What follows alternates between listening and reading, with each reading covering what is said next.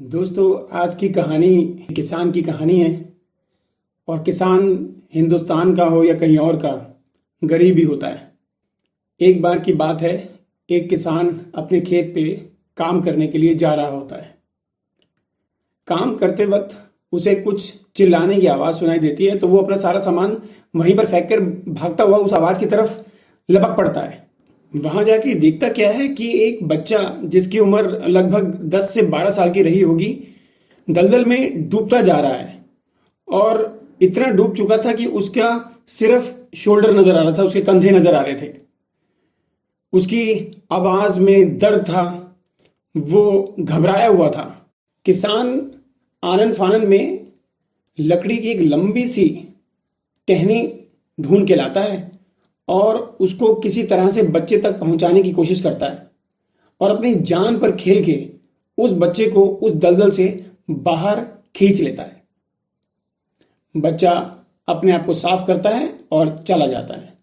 अगले दिन उस किसान की छोटी सी झोपड़ी के सामने एक शानदार गाड़ी आकर खड़ी हुई। उसमें एक कीमती वस्त्र पहने हुए एक सज्जन उतरे। उन्होंने किसान को अपना परिचय देते हुए कहा, मैं उसी बालक का पिता हूं और मेरा नाम राडॉल्फ चर्चिल है।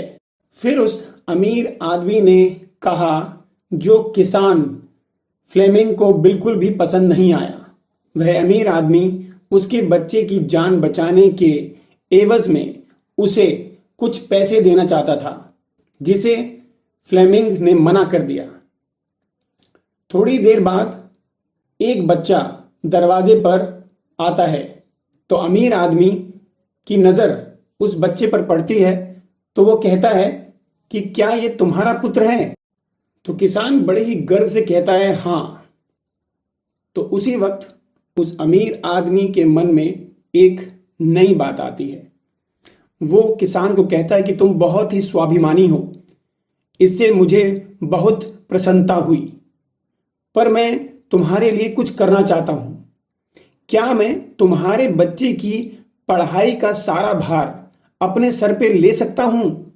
जिस तरह से मैं अपने बच्चे को पढ़ाऊंगा, उसी प्रकार मैं तुम्हारे बच्चे को भी हर प्रकार की सुविधा देना चाहता हूं।